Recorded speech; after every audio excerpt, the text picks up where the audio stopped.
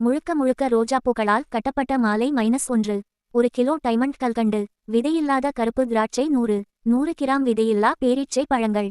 வெற்றிலை கொட்டைப்பாக்கு. சந்தனபத்திக்கட்டு 1. 6 நாட்டு வாழைப்பழங்கள். இதை சித்தர்கள் மகான்கள் அருள்பாலிக்கும் ஜீவசமாதிக்கு எடுத்துச் சென்று கற்பூரம் ஏற்றி சித்தர் பீடத்துக்கு அல்லது சித்தர் சிலைக்கு ரோஜா மாலை சாற்றி இதர பொருட்களை முன் வைத்து 2 நெய் தீபம் ஏற்றி வணங்க வேண்டும. பகைவரோடு போராடி போராடி களைத்துப்போன நேர்மையாளர்கள் தங்களது நியாயமான பிரச்சனைகள் தீர மேற்கண்ட வழிபாட்டினை திங்கட்கிழமை மாலை 5 மணி முதல் 7 மணிக்குள் இவ்வாறு 8 திங்கட்கிழமை செய்ய வேண்டும.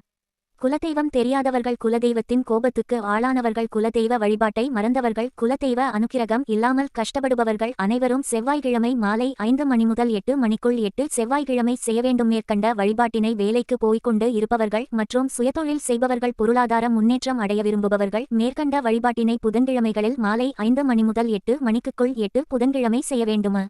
ஆன்மீக முன்னேற்றத்திற்காக நல்ல குருவை தேடுபவர்கள் மேற்கண்ட வழிபாட்டினை வியாழக்கிழமைகளில் மாலை 5 மணி முதல் 8 மணிக்குள் 8 வியாழக்கிழமைகள் செய்ய வேண்டும். பணநெருக்கடியில் இருப்பவர்கள், பணரீதியிலான பிரச்சனைகளில் இருப்பவர்கள் மேற்கண்ட வழிபாட்டினை வெள்ளிக்கிழமை மாலை 5 மணியில் இருந்து 8 மணிக்குள் 8 வெள்ளிக்கிழமைகள் செய்ய வேண்டும். பணநெருக்கடி, தாங்க முடியாத கடன் பிரச்சனை, தொழிலில் மந்தநிலை, குடும்ப பிரச்சனைகள் என எல்லாவிதமான பிரச்சனைகளும் தீர விரும்புபவர்கள் மேற்கண்ட வழிபாட்டினை சனிக்கிழமை மாலை 5 மணி முதல் 8 மணிக்குள் 8 சனிக்கிழமைகள் செய்ய வேண்டும். நீண்ட காலமாக வழக்குகளுடன் போராடிக் கொண்டிருப்பவர்கள் மேற்கண்ட வழிபாட்டினை ஞாயிறு மாலை 5 மணி முதல் 8 மணிக்குள் செய்ய வேண்டும்.